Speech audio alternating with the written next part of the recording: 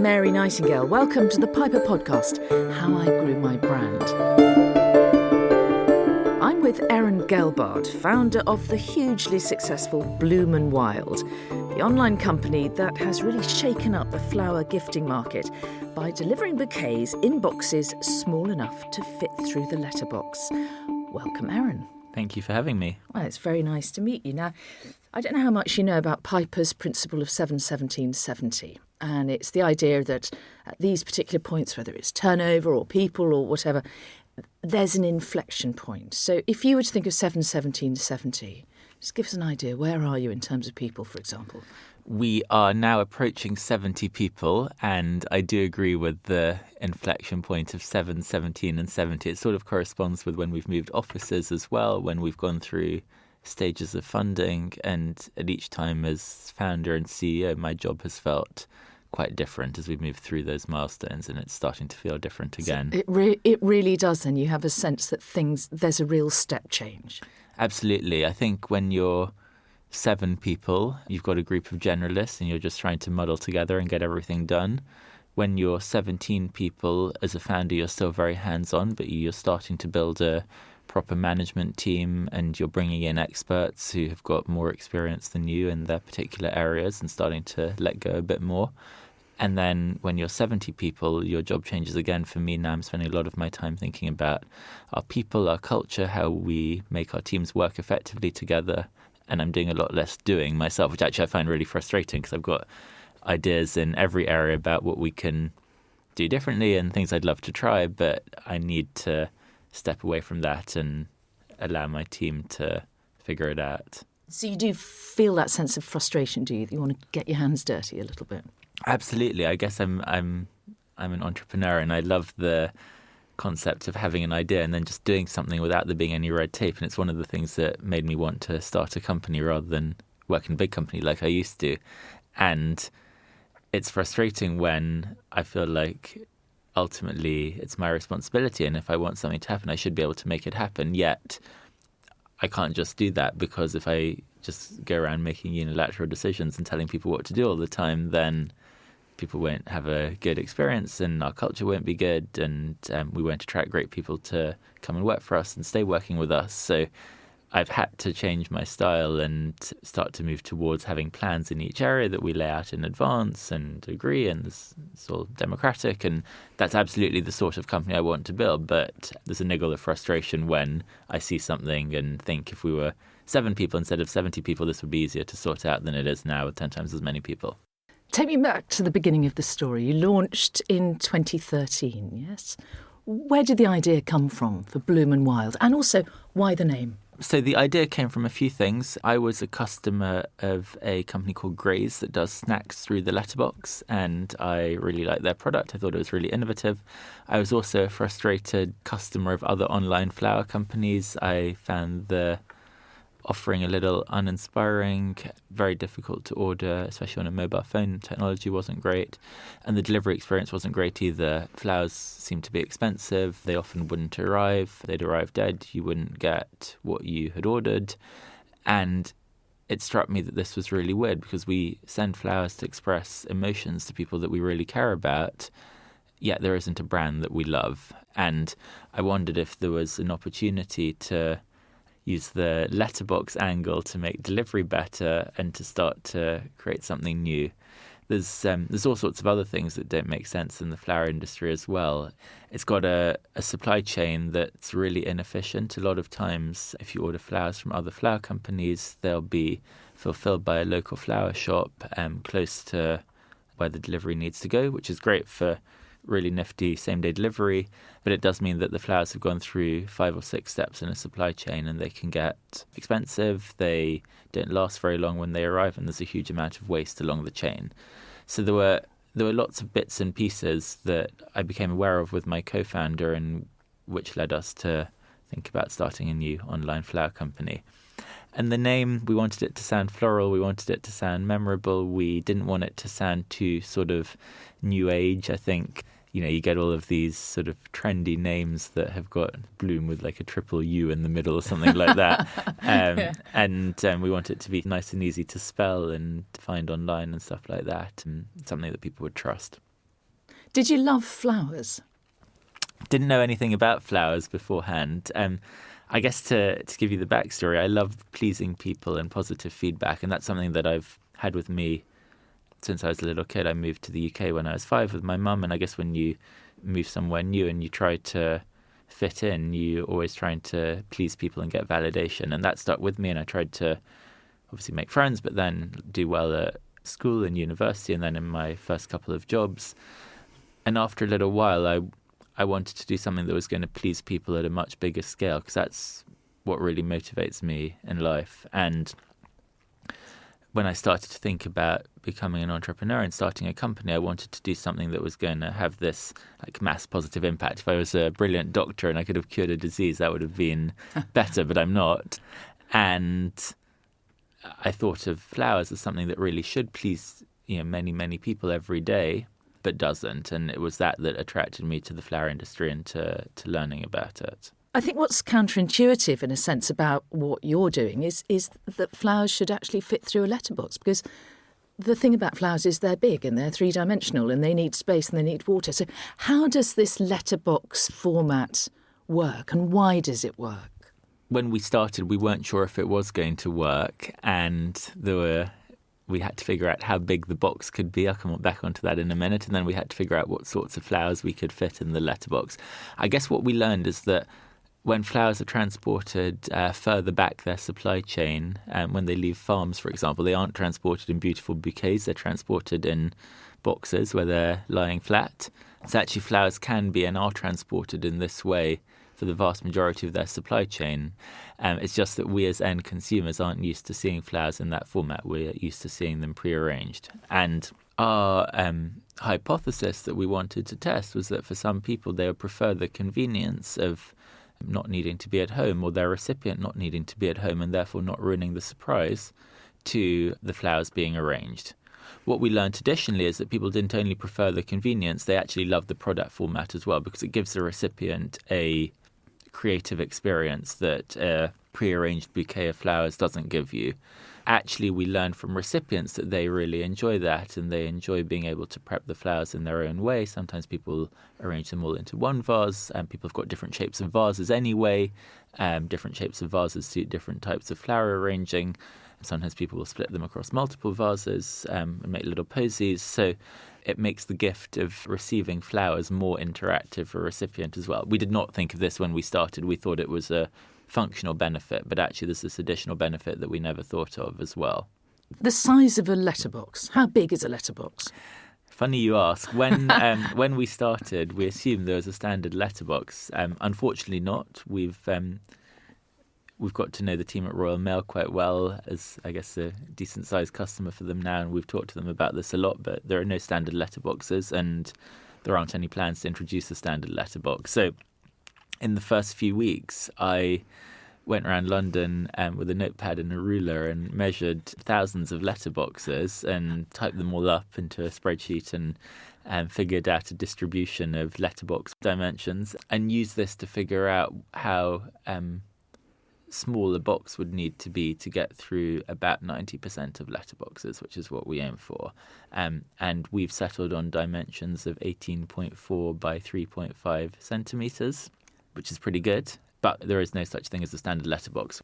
You are a real details person, aren't you? To be honest, I'm probably a bit too detailed, and we talked at the beginning about me needing to step back from things now that we're at 70 people.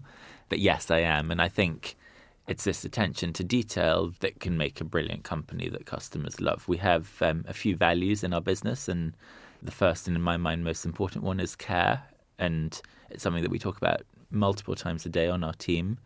And I think one of the ways that we can express care is by having this brilliant attention to detail and figuring out what to do to make the customer experience better and better. I'm going to talk to you more about the business in a bit, but I want to ask a little bit more about you, because you mentioned coming to England with your mother when you were 5, but you were actually born in France, weren't you? Tell me about your family. Bit of a hodgepodge. My mum's from Israel, my dad's from Australia. They settled in France together. They had me, and then they separated, and they brought me up speaking English because my dad doesn't speak any other languages, and I think they thought that I could get a better education as a English-speaking boy here in the UK than in France. So my mum and I moved here when I was 5, and I went to school here.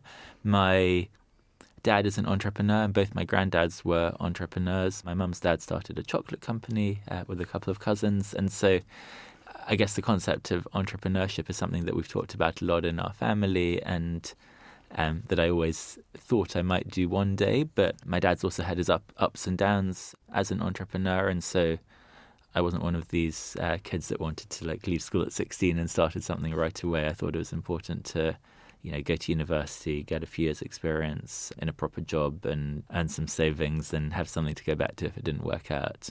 So you were quite sensible. I guess, maybe a bit too sensible. Well, maybe, I don't know. Let's find out. You got a sensible job, though, didn't you? You worked in consultancy. Tell me a little bit about that. Yep, I worked in consultancy. I started my career at a smaller consulting firm called OC&C, and then after a few years I moved to a large one called Bain & Company. At both of those companies I worked mainly with clients in retail, consumer products and technology. I became interested in e-commerce and some of the direct-to-consumer brands that were springing up. I mentioned Graze as an example. There are some other brilliant ones, especially in the US. I'm wearing glasses today from a company called Warby Parker, which I really admire, which has totally revolutionized how people buy glasses more affordably. And they're good glasses. Thank you. Yeah. I'm glad you like them. Very I nice. guess our listeners can't see them. You just have to imagine. They're very cool. I'm writing down Warby and Parker now. Have a look Thank at them you. online for myself. So anyway, I became interested in direct-to-consumer brands, and as I started to think more about entrepreneurship, I guess I sort of figured that it was the right time to take a risk. Quite a confident, quite a brave decision to break away from that very affluent and secure career path that you could have stuck with at Bain.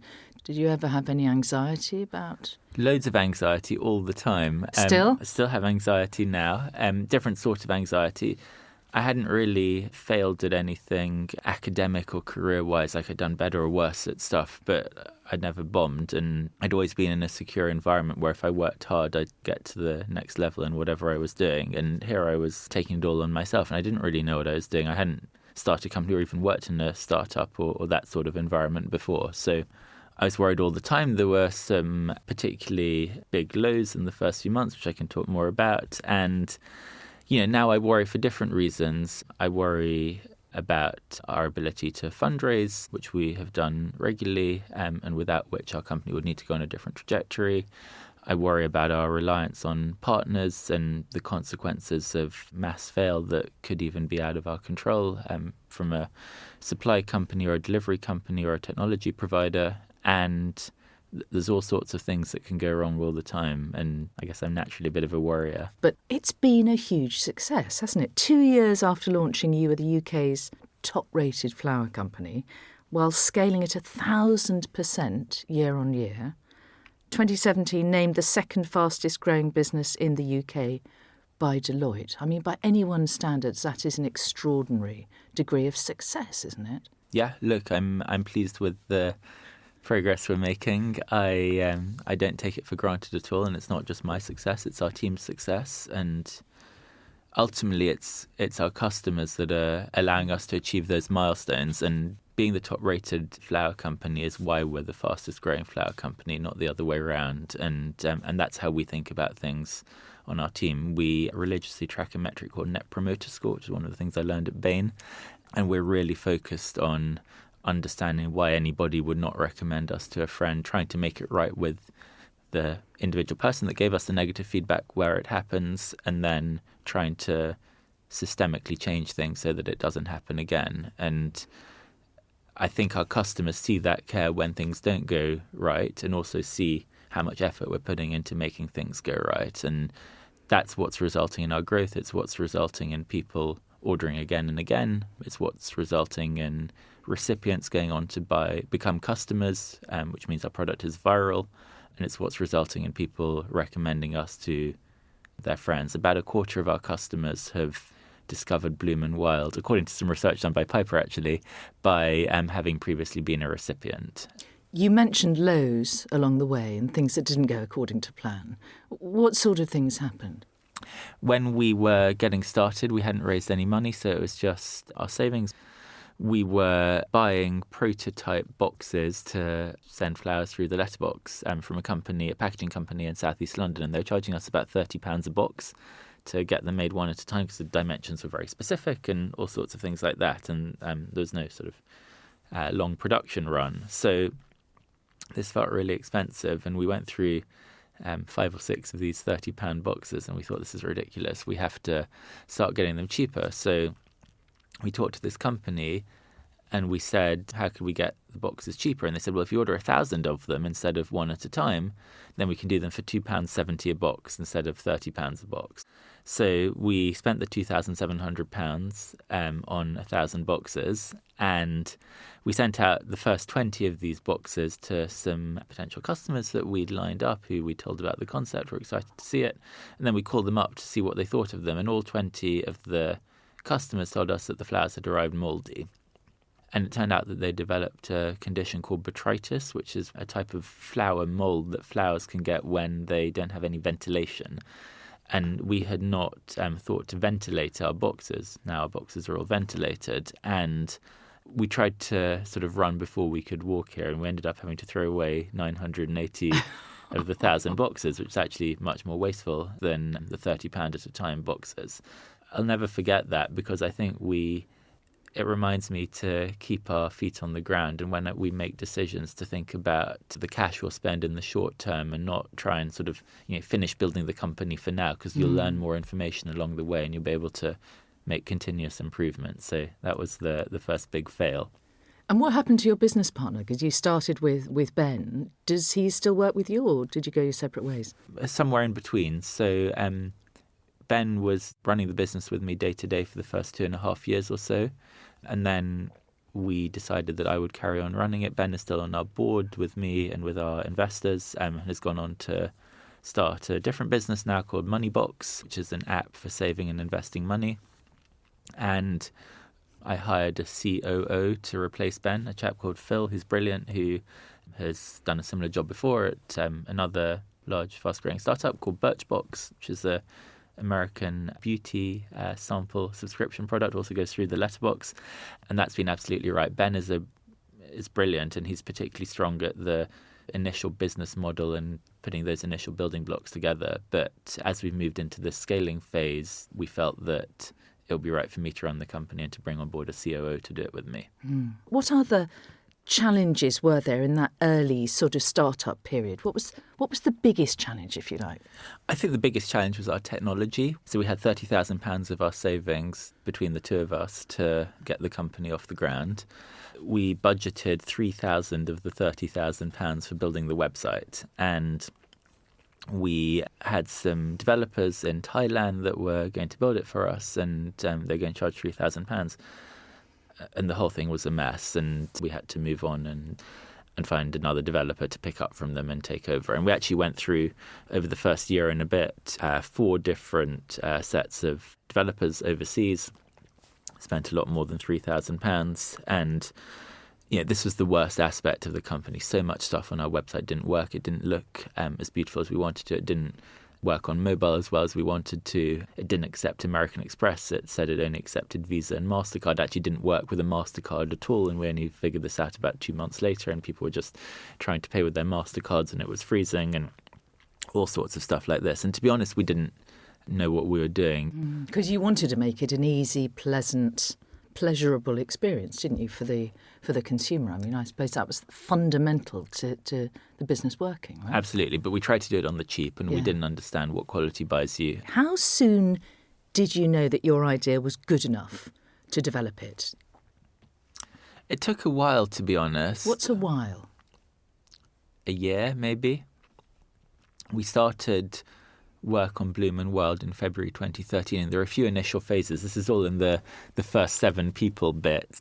Ben and I just getting the company set up phase. We needed to find a supplier. We needed to get these boxes made. We needed to get an initial website made. We needed to set up a bank account, be able to accept payments online, all sorts of stuff like that, come up with a name, a brand, etc.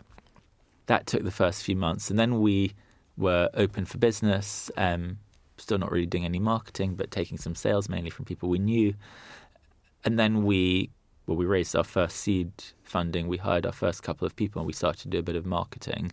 And actually about a year after we started, we had our first Mother's Day. And I remember we took 1,000 orders that week, which was at the time a huge amount for us. And, you know, this was not just people we knew. This was all sorts of customers choosing to express emotion to their mum at a really important time of the year with us, when there were all sorts of other companies that they could choose to do so with. And actually we only delivered on Tuesdays and Thursdays at the time, so they were choosing our product even though it was going to arrive 3 or 5 days before Mother's Day, or even 2 days after Mother's Day for the forgetful types, rather than actually on Mother's Day. And at that point I sort of knew that this was something that people seemed to want to buy. And shortly after that we raised a second larger amount of seed funding. There have been a lot of bumps since then, but I guess seeing that first Mother's Day trading gave me the confidence that this was something that people wanted to buy. And when the first person bought your product who you didn't know or wasn't a friend of a friend or something, I suppose, must have been another milestone, was it? Yeah, huge milestone, actually. Ben and I used to sit in this. We rented a third of a 500 square foot office from another slightly larger startup in Earlsfield. And we used to sit next to each other and we used to get an email every time somebody made an order. And we'd always look at each other and sort of check which of us knew the person. And we remember, both of us actually, the first time, I think we'd been going about a month or so, and somebody placed an order and it turned out neither of us knew who the person was. And this was sort of astounding that somebody had actually found out about the company and decided to try it. But, well, it was a weird moment, but I remember that and thinking that was really inspiring. You were talking about Mother's Day, and this is probably a very naive question, but there are presumably these big occasions throughout the year. You know, I'm thinking Valentine's Day, for example, and Mother's Day, I guess, the two biggies. How much of a surge do you have at those times? Enormous.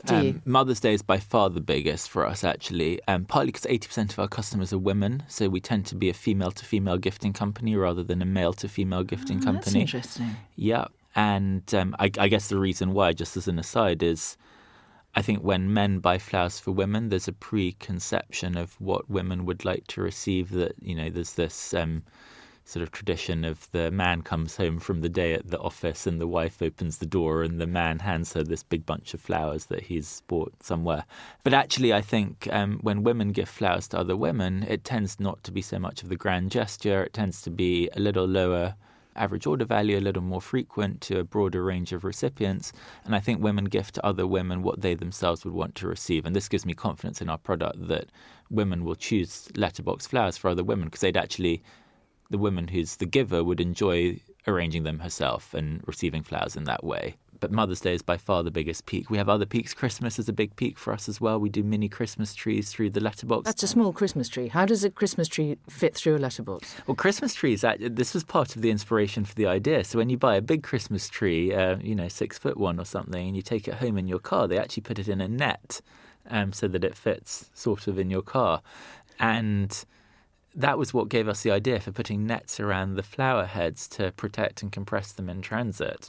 People obviously buy a lot of flowers for Christmas. And actually, they're two slightly different peaks. The Christmas trees peak for delivery in the first half of December because you wouldn't, I guess, get somebody a Christmas tree for Christmas. It's more of a seasonal gift. A lot of the time, it's businesses buying them for their customers as well. And then there's a second peak later in December of people actually buying flowers as Christmas presents for others, often a thank you if they're going to be hosted somewhere. Or actually our flower subscriptions also become popular at Christmas. People will buy other friends and family 3, 6 months, even a year of flowers once a month as a Christmas gift. When you get to about 7 people in the business, what are the triggers that make you think, OK, this is the point where I need to bring in somebody different or buy in more expertise or for your role to perhaps change a little bit? When we got to about 7 people, we started thinking about raising venture capital funding.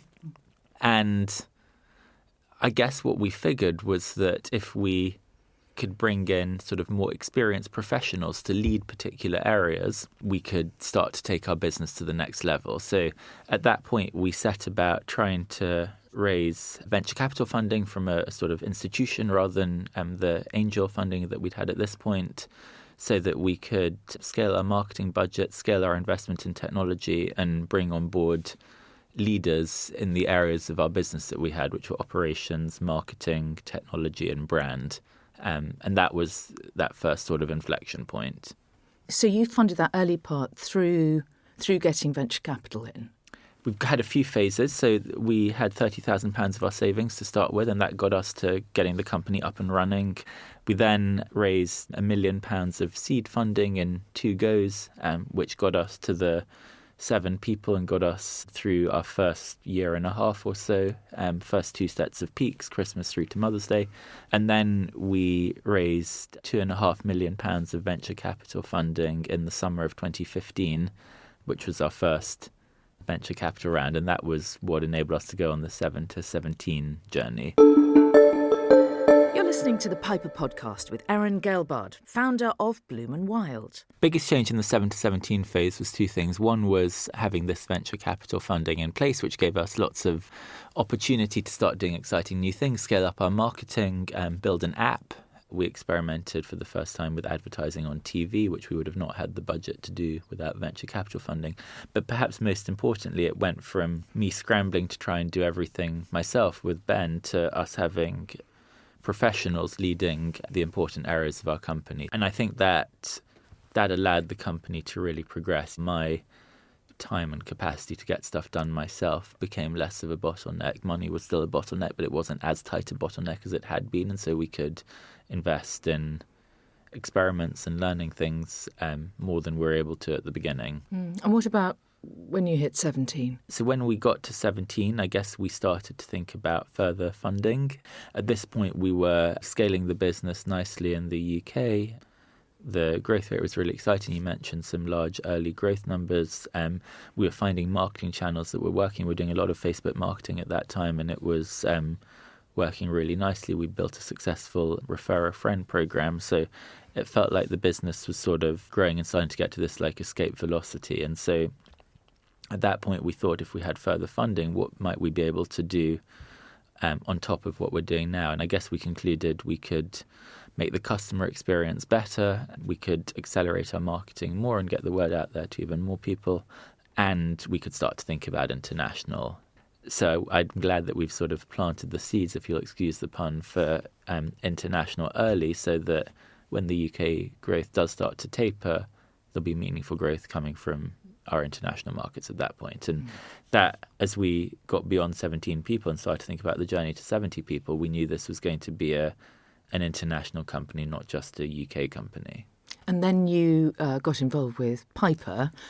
Yeah, so we've known the team at Piper for a couple of years now, which is brilliant. Like, it's a cliche, but people always say if you want to raise money, then you shouldn't start to form a relationship with the investor at the time when you want to raise the money. They should know you and you should know them for a while before, and that will sort of build the confidence on both sides. So we'd met the team at Piper a couple of years ago. I was introduced by a fellow entrepreneur that runs a brand in a different online category.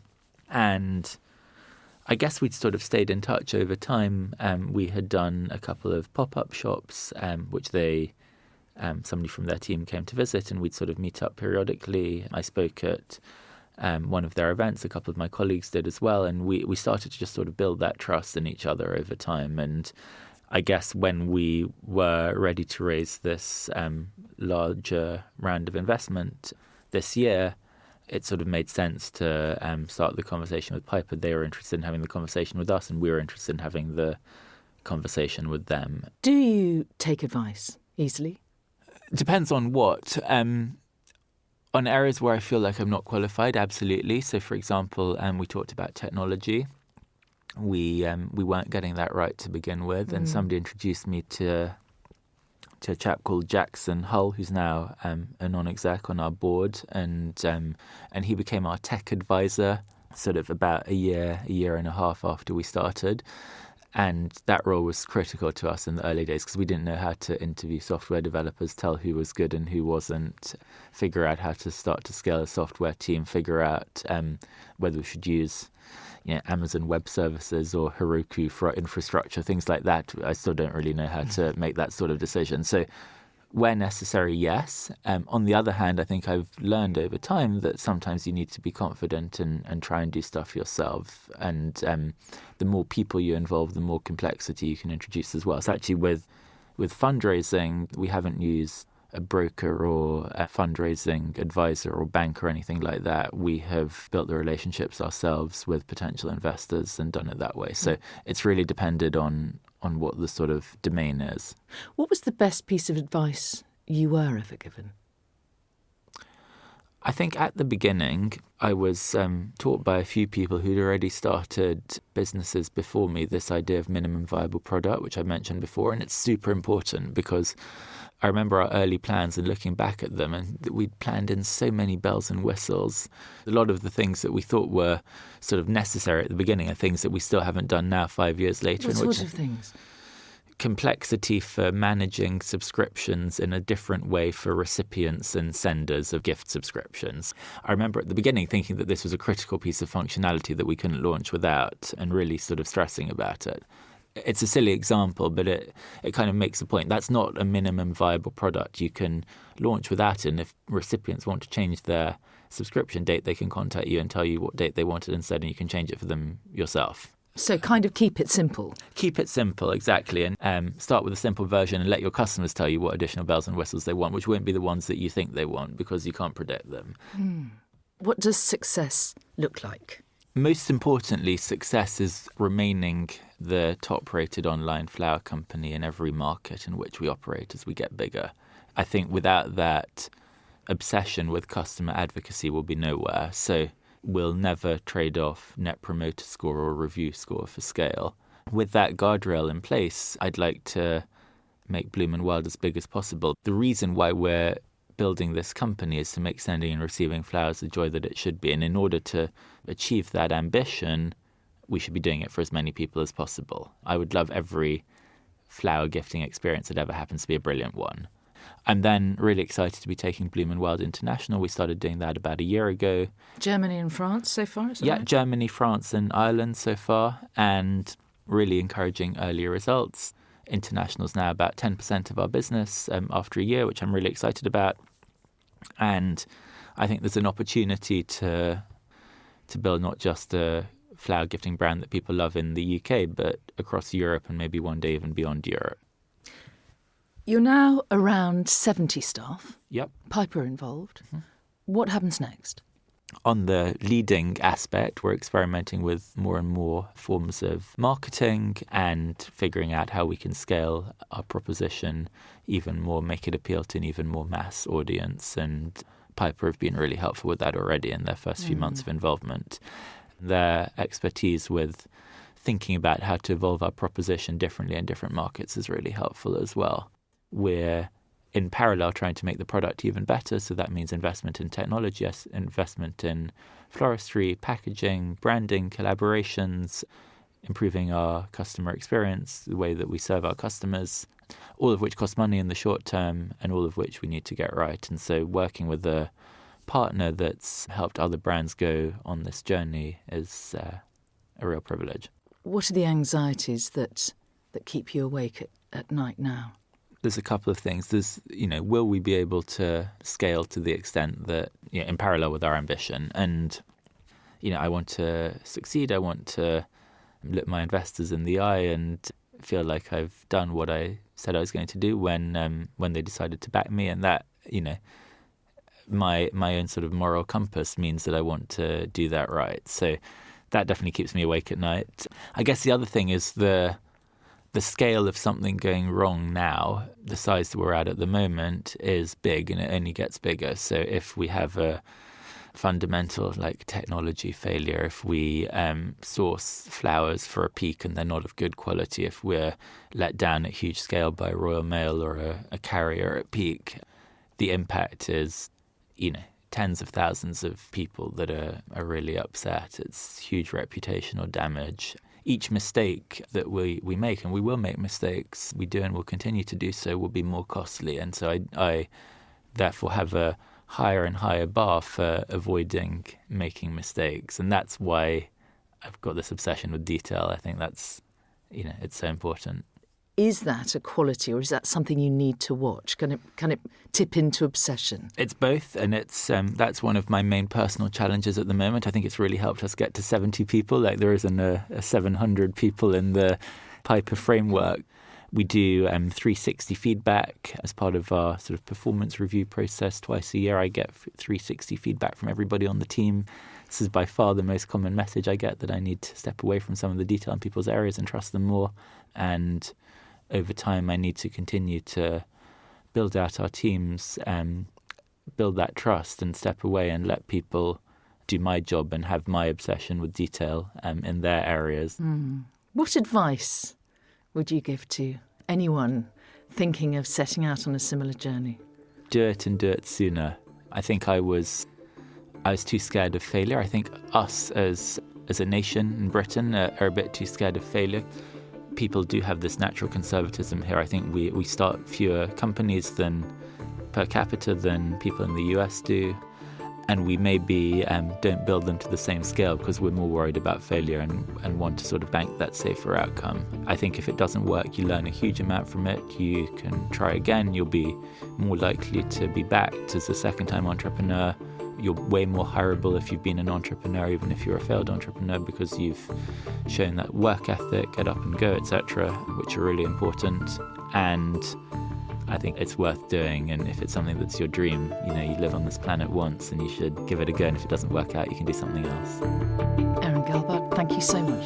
Thank you.